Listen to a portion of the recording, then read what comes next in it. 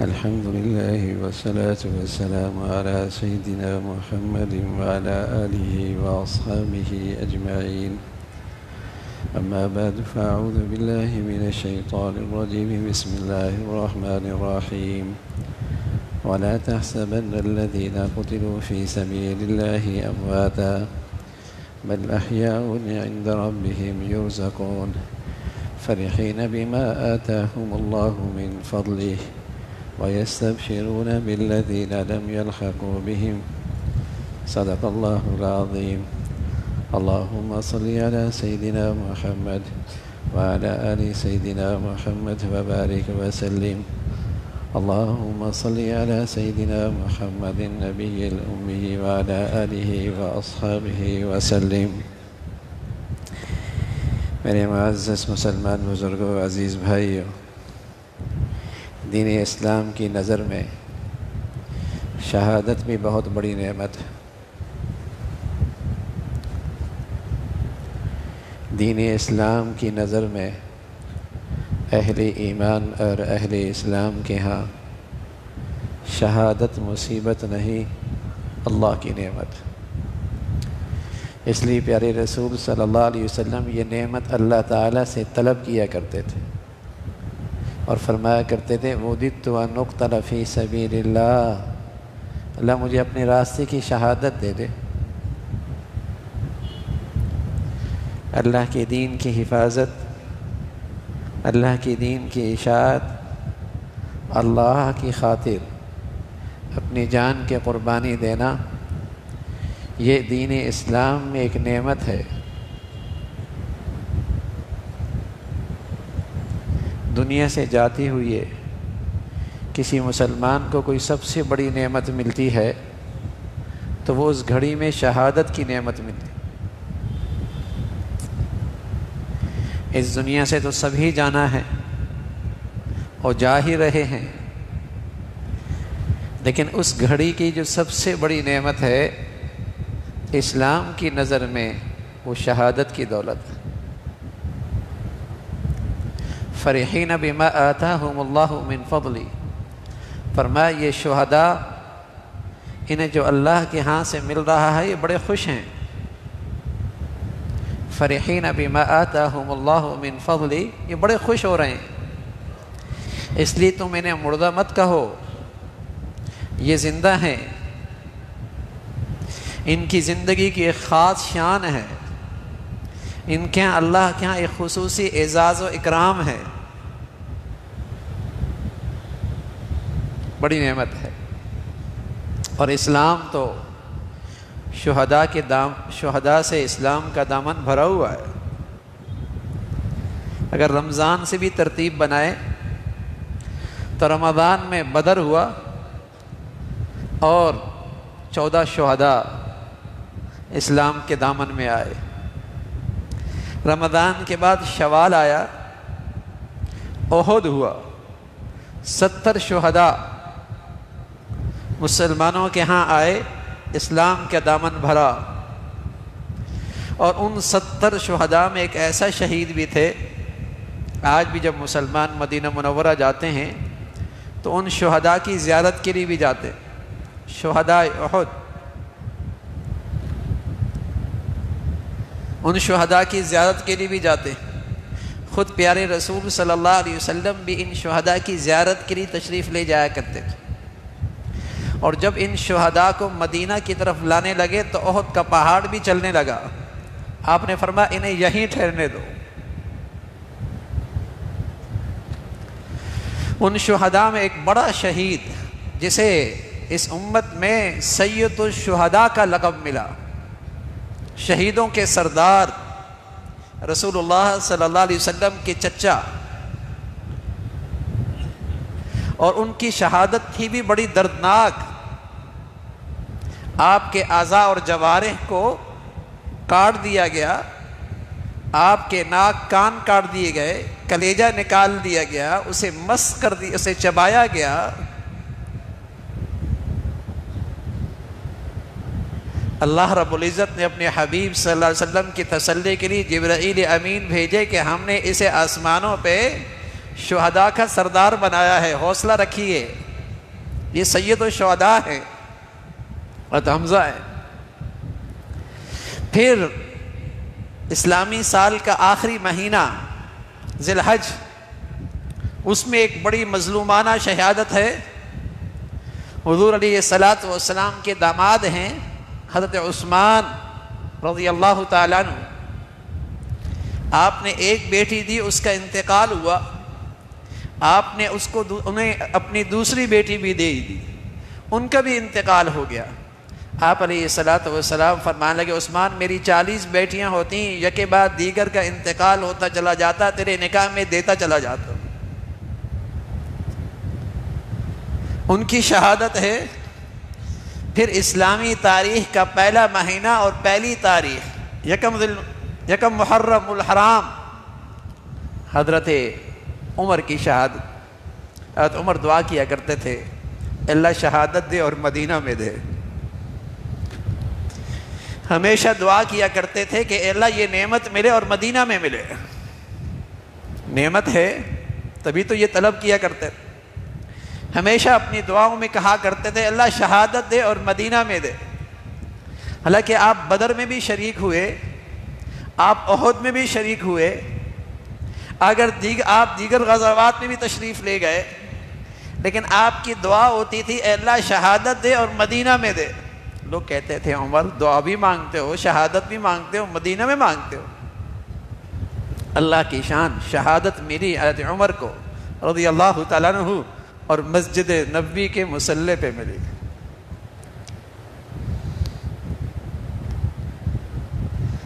تو اسلام کے دامن میں ایسی عظیم شہادت کہ آپ جہاں امت اسلامیہ کے امیر المؤمنین ہیں، اس امت میں حضرات انبیاء علیہ الصلاۃ والسلام کے بعد جو سب سے بڑا مرتبہ ہے وہ حضرت ابو بکر کا ہے رضی اللہ تعالیٰ عنہ۔ پھر جو سب سے بڑا مرتبہ ہے وہ حضرت عمر کا ہے، پھر حضرت عثمان کا ہے، پھر حضرت علی کا ہے رضوان اللہ علیہم اجمعین۔ پھر اس امت میں سب سے بڑا جو مرتبہ ہے وہ عشرہ مبشرہ، جنہیں اللہ کے نبی صلی اللہ علیہ وسلم نے جن 10 صحابہ کو اس دنیا میں جنت کی بشارت دی۔ پھر صحابہ میں اور اس امت میں سب سے بڑا مرتبہ ان کا جو بدر میں شریک ہوئے، پھر سب سے بڑا مرتبہ ان کا جو اصحاب شجرہ ہیں، بیعت رضوان درخت کے نیچے جنہوں نے آپ علیہ الصلاۃ والسلام کے ہاتھ پر بیعت کی۔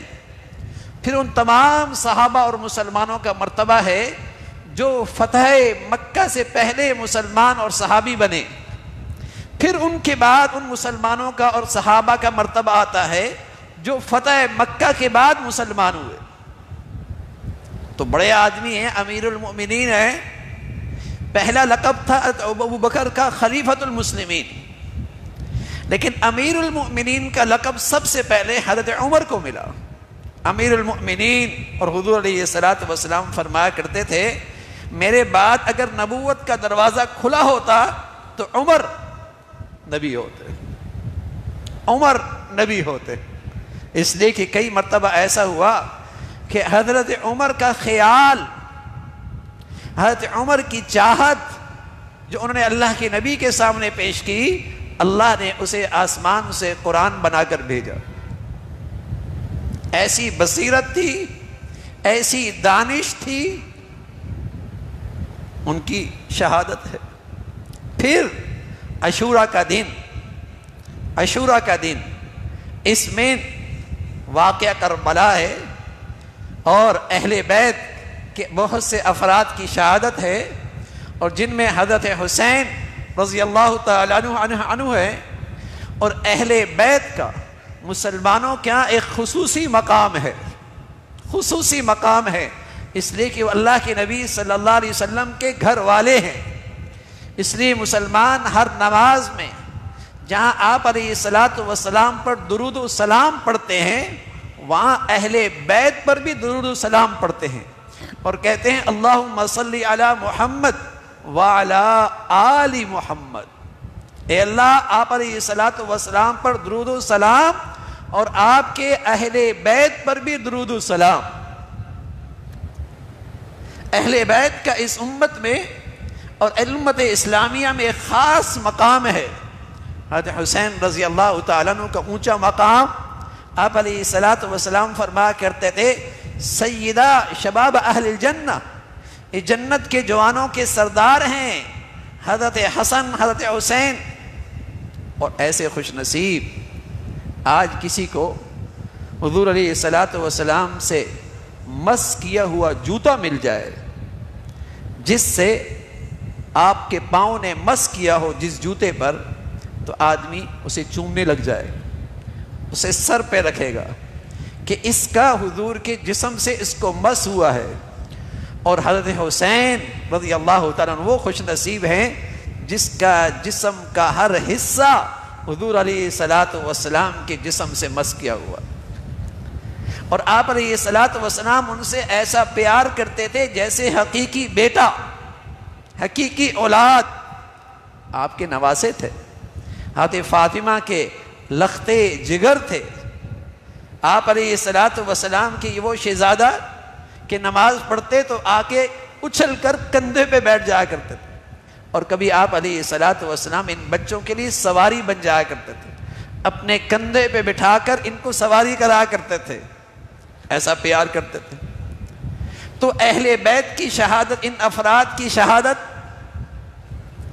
لیکن ان ساری شہادتوں کے ساتھ، ان ساری، بلکہ اس سے بڑی شہادت بھی اسلام کے پاس ہے، اس لیے کہ ان صحابہ سے بڑھ کر جو اونچا مقام ہے وہ حضرات انبیاء علیہ الصلوۃ والسلام کا مقام۔ یقتلون النبیین بغیر حق، یہودی نبیوں کو قتل کیا کرتے تھے۔ تو اگر دیکھا جائے تو کوئی مہینہ اور کوئی ہفتہ اور کوئی دن شہادت سے خالی نہیں۔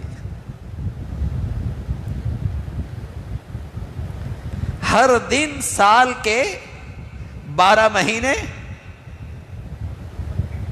اور سال کے ہر دن کوئی نہ کوئی شہید موجود۔ اس لیے کہ اسلام میں اس شہادت پر اللہ کا شکر ادا کیا جاتا ہے۔ مسلمان اس شہادت کو طلب کیا کرتے ہیں۔ اللہ کے بعد کوئی ہستی ہے وہ محمد الرسول اللہ کی ہے، آپ شہادت طلب کیا کرتے تھے۔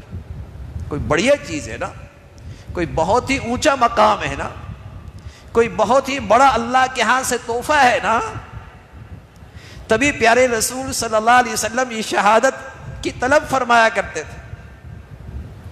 اس لیے شہادت سے کسی مہینے کو، کسی ہفتے کو، کسی دن کو کوئی خصوصیت حاصل نہیں ہوتی۔ اگر یہ خصوصیت ہوتی تو مسلمانوں کے ہاں ہر دن کوئی خصوصی ہوتا۔ البتہ محرم، عاشورہ، حضور علیہ الصلوۃ والسلام کے ہاں زمانے میں جب تک کہ ابھی کربلا کا واقعہ بھی نہیں ہوا تھا، جو آپ کی ہجرت کے 60 سال کے بعد ہوا، 60 سال کے بعد آپ دنیا سے تشریف لے گئے، آپ کے 50 سال کے بعد یہ واقعہ کربلا ہوا۔ حضرت عمر کی شہادت بھی آپ کے بعد ہوئی، لیکن آپ نے اس عاشورہ کی فضیلت اس سے پہلے بیان فرمائی۔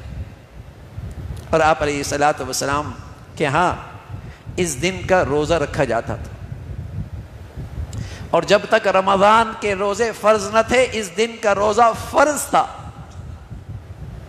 لیکن رمضان کے جب فرض روزے آ گئے تو پھر آپ نے فرمایا روزہ رکھ لو تو ثواب ملے گا، اور نہ رکھو تو کوئی گناہ نہیں۔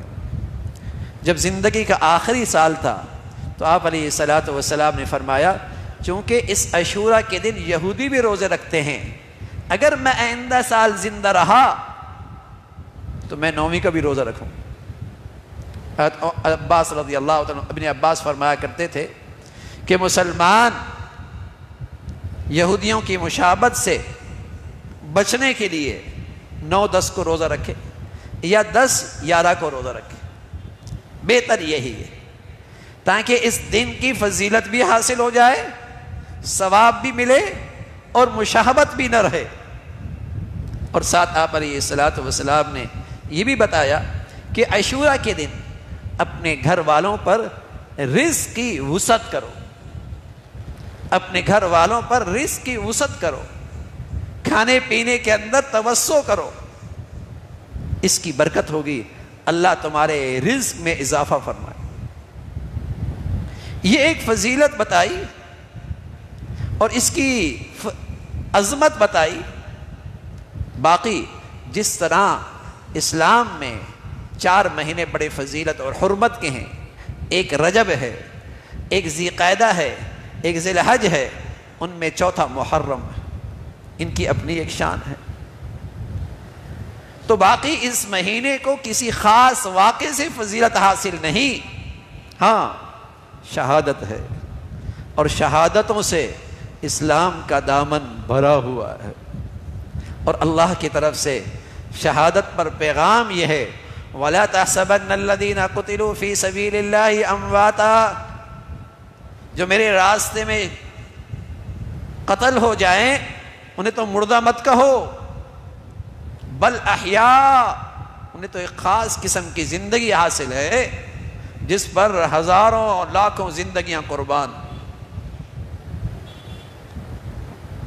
تاکہ مسلمانوں میں ہمیشہ اللہ کے راستے میں شہادت کا جذبہ رہے، شوق رہے۔ اس سے ذرا کون خوش نصیب ہوگا جس کی جان اللہ کو پسند آ جائے اور اپنے دین کے خاطر قبول کر لے۔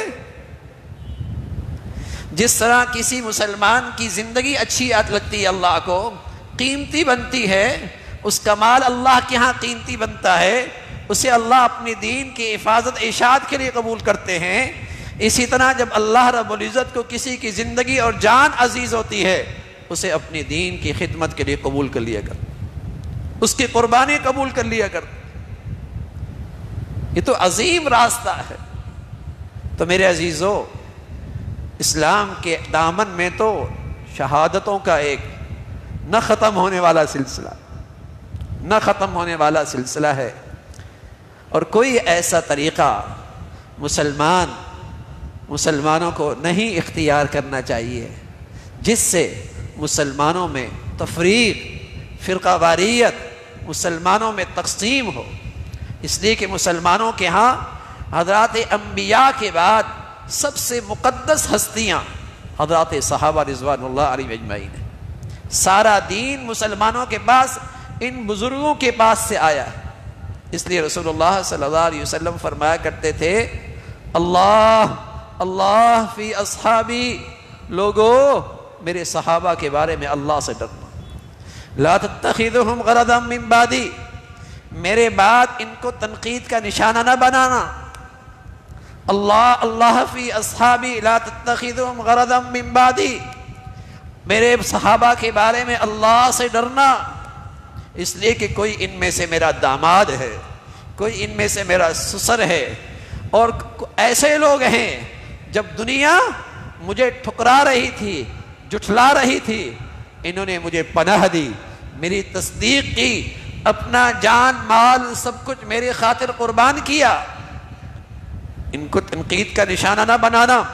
فمن احبہم فبحبی احبہم، جو ان سے محبت کرتا ہے حقیقت میں یہ میری محبت کی نشانی ہے، میری محبت کی خاطر ان سے محبت ہو رہی ہے۔ ومن ابغضہم فببغضی ابغضہم، اور جو ان سے بغض رکھتا ہے حقیقت میں اس کے دل میں میرا بغض ہے۔ اس لیے کہ اس مقدس جماعت سے بغض رکھنا کفر کی علامت ہے، نفاق کی علامت ہے۔ اس لیے کہ اگر یہ مقدس ہستیاں ان کی ذات مشکوک ہو گئی تو ساری دین کی روایات مشکوک ہو جائے۔ فرمایا یہ بڑی ہستیاں ہیں، ان سے بغض رکھنا علامت ہے کہ ان کو مجھ سے بغض ہے۔ ومن آذاہم فقد آذانی، اور جنہوں نے انہیں تکلیف دی انہوں نے مجھے تکلیف دی، اور جنہوں نے مجھے تکلیف دی انہیں نے اللہ کو تکلیف دی۔ فَيُوشَكُ أَن يَأْخُذَهُ، اور جس نے اللہ کو تکلیف دی بہت جلد اللہ اس کی پکڑ کرے۔ اللہ کیسی پکڑ کرتے ہیں؟ اللہ کیسی پکڑ کرتے ہیں؟ کوئی صحابہ سے نفرت کر رہے، اور صحابہ سے بغض رکھے اور حضرات صحابہ پہ تنقید کرے، اللہ کی ان بزرگ ہستیوں کی گستاخی کرے، اللہ ان کی کیسی پکڑ کرتے ہیں؟